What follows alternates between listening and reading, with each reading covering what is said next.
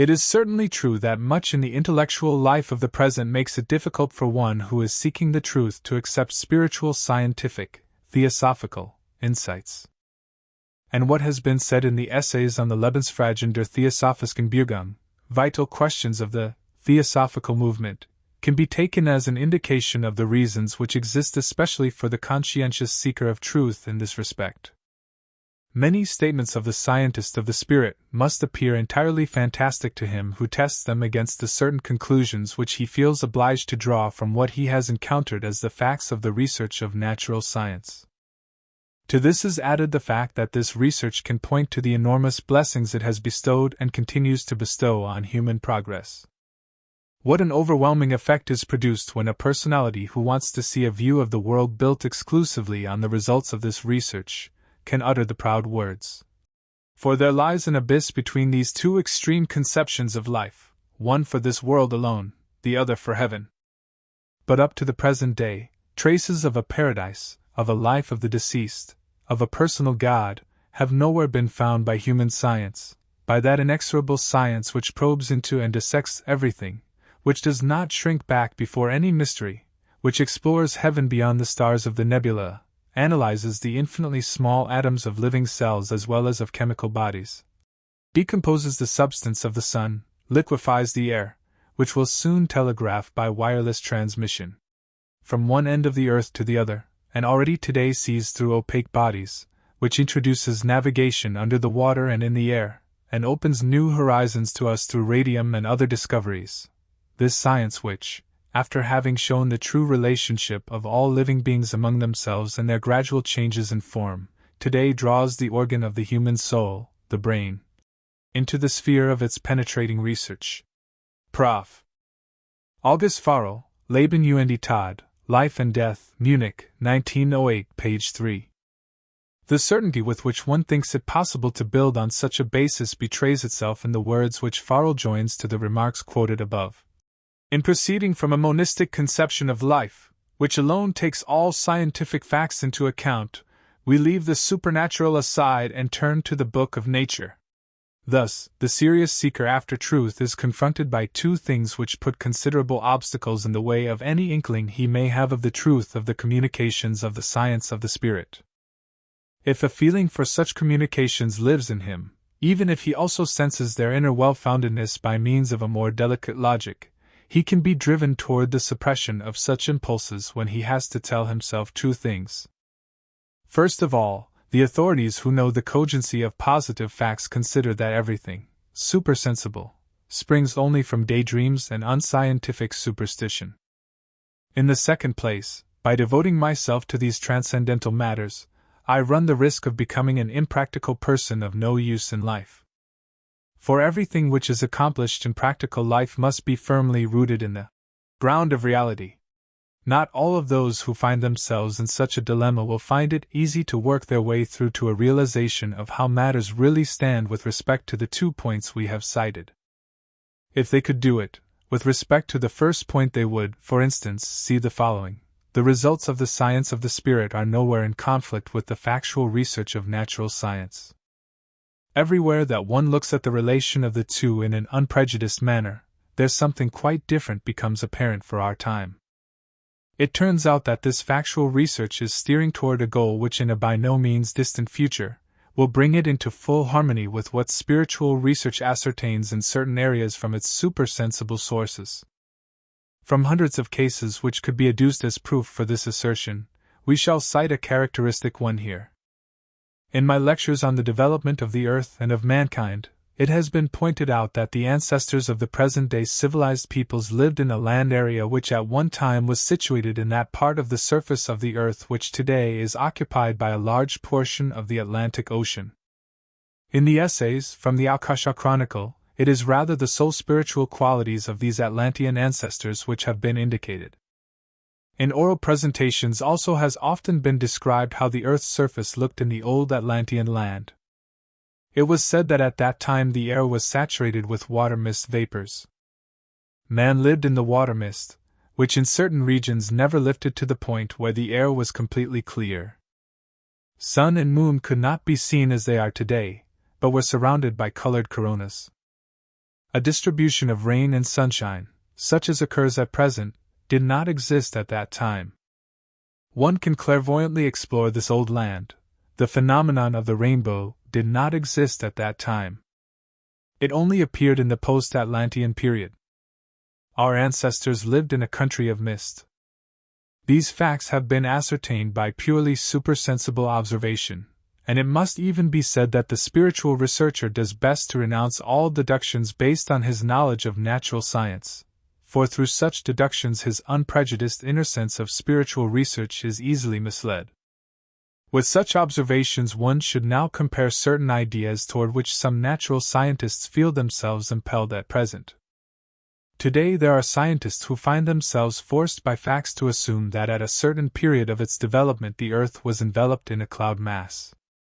They point out that at present also, clouded skies exceed the unclouded, so that life is still to a large extent under the influence of sunlight which is weakened by the formation of clouds. Hence one cannot say that life could not have developed under the cloud cover of that Atlantean time. They further point out that those organisms which can be considered among the oldest of the plant world are of a kind which also develop without direct sunlight. Thus, among the forms of this older plant world, those desert-type plants which need direct sunlight and dry air are not present. And also with respect to the animal world, a scientist, Hilgard, has pointed out that the giant eyes of extinct animals, for instance, of the ichthyosaurus, indicate that a dim illumination must have prevailed on the earth in their time. I do not mean to regard such views as not needing correction. They interest the spiritual researcher less through what they state than through the direction into which factual research finds itself forced. Even the periodical Cosmos, which has a more or less Hegelian point of view, some time ago published an essay worthy of consideration which, because of certain facts of the plant and animal world, indicated the possibility of a former Atlantean continent. If one brought together a greater number of such matters, one could easily show how true natural science is moving in a direction which in the future will cause it to join the stream which at present already carries the waters of the springs of spiritual research. It cannot be emphasized too strongly that spiritual research is nowhere in contradiction with the facts of natural science. Where its adversaries see such a contradiction, this does not relate to facts, but to the opinions which these adversaries have formed, and which they believe necessarily result from the facts. But in truth there is not the slightest connection between the opinion of Faro quoted above, for instance, and the facts of the stars of the nebulas, the nature of the cells, the liquefaction of the air, and so forth. This opinion represents nothing but a belief which many have formed out of a need for believing, which clings to the sensory real, and which they place beside the facts. This belief is very dazzling for present-day man. It entices him to an inner intolerance of a quite special kind. Its adherents are blinded to the point where they consider their own opinion to be the only scientific one, and ascribe the views of others merely to prejudice and superstition. Thus it is really strange when one can read the following sentences in a newly published book on the phenomena of the soul life, Hermann Ebbinghaus, Abriss der Psychologie, Outline of Psychology. As a help against the impenetrable darkness of the future, and the insuperable might of inimical powers, the soul creates religion for itself. As in other experiences involving ignorance or incapacity, under the pressure of uncertainty and the terror of great dangers, ideas as to how help can be found here are quite naturally forced upon man in the same way in which one thinks of water when in danger from fire, of the helpful comrade in the peril of combat.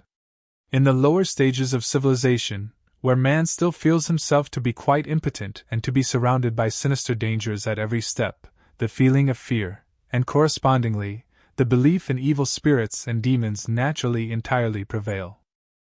In higher stages, on the other hand, where a more mature insight into the interconnection of things and a greater power over them produce a certain self-confidence and stronger hopes, a feeling of confidence in invisible powers comes to the fore, and with it the belief in good and benevolent spirits.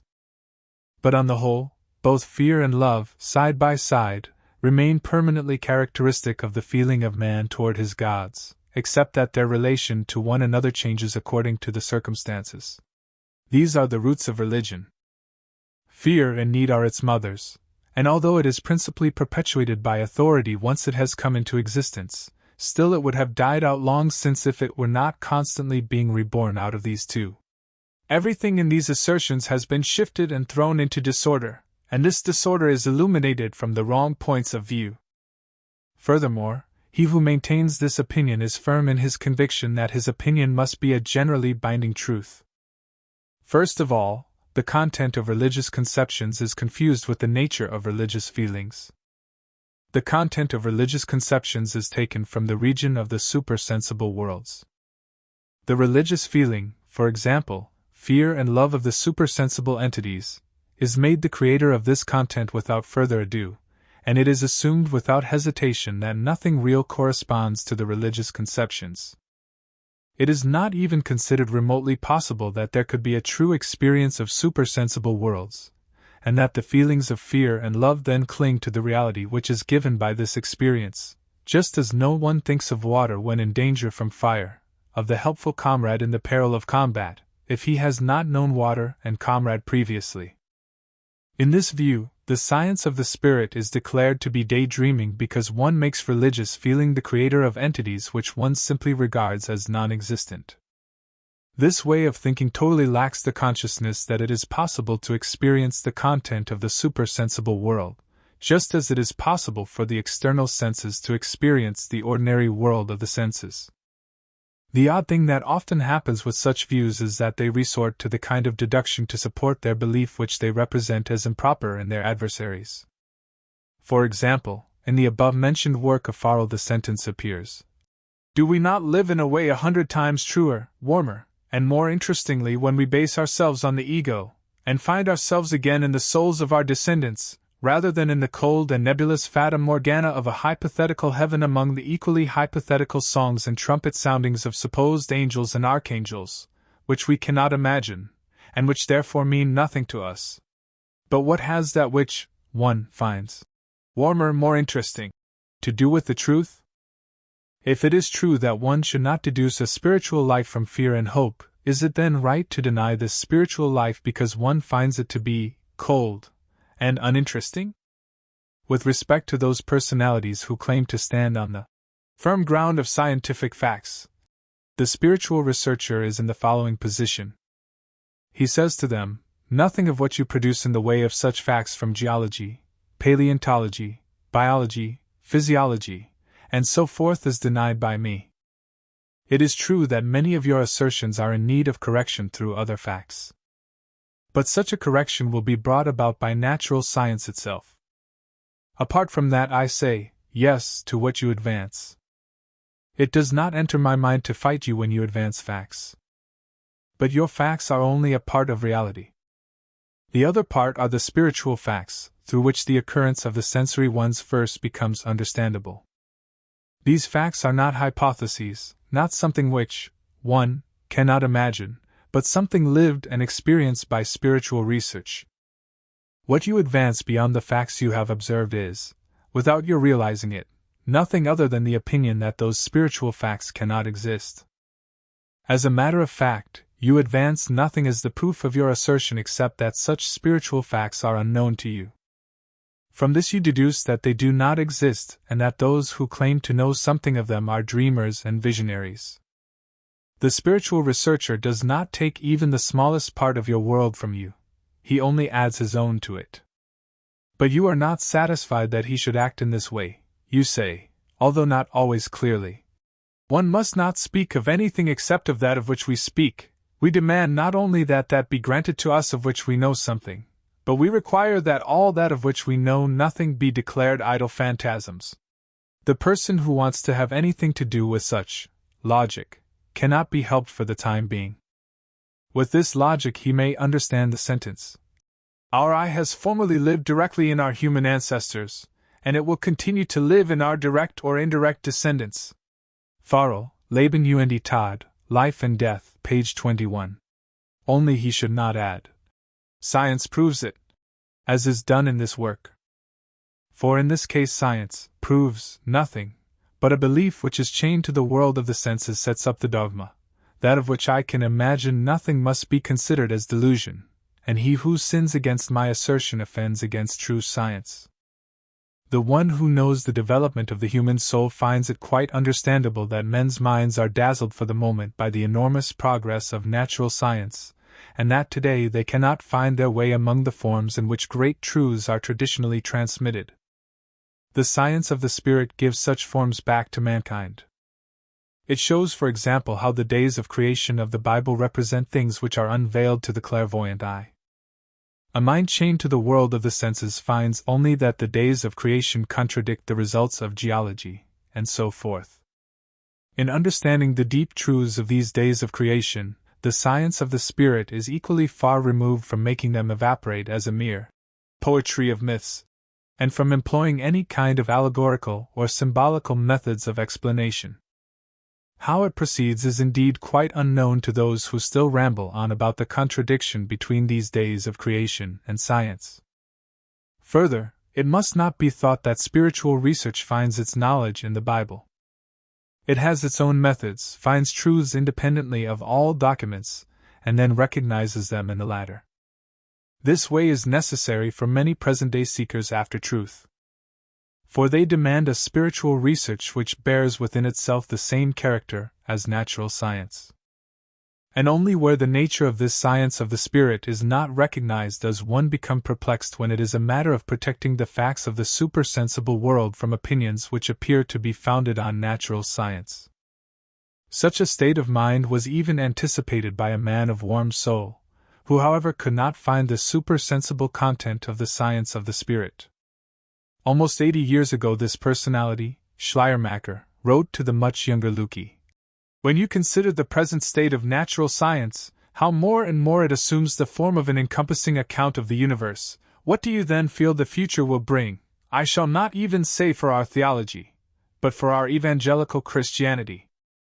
I feel that we shall have to learn to do without much of what many are still accustomed to consider as being inseparably connected with the nature of Christianity. I shall not even speak of the 6 days' work, but the concept of creation, as it is usually interpreted.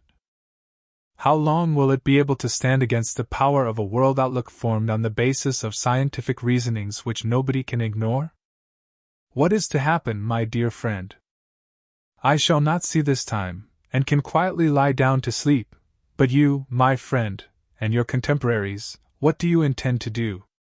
Theologische Studien und Kritiken von Ullmann und Umbreit, Theological Studies and Criticism by Ullmann and Umbreit, 1829, page 489. At the basis of this statement lies the opinion that the scientific reasonings are a necessary result of the facts. If this were so, then nobody could ignore them, and he whose feeling draws near the supersensible world can wish that he may be allowed quietly to lie down to sleep, in the face of the assault of science against the supersensible world. The prediction of Schleiermacher has been realized, insofar as the scientific reasonings have established themselves in wide circles. But at the same time, today there exists a possibility of coming to know the supersensible world in just as scientific a manner as the interrelationships of sensory facts. The one who familiarizes himself with the science of the Spirit in the way this is possible at present will be preserved from many superstitions by it, and will become able to take the supersensible facts into his conceptual store, thereby divesting himself of the superstition that fear and need have created this supersensible world. The one who is able to struggle through to this view will no longer be held back by the idea that he might be estranged from reality and practical life by occupying himself with the science of the Spirit. He will then realize how the true science of the Spirit does not make life poorer, but richer. It will certainly not mislead him into underestimating telephones, railroad technology, and aerial navigation, but in addition he will see many other practical things which remain neglected today, when one believes only in the world of the senses and therefore recognizes only a part of the truth rather than all of it.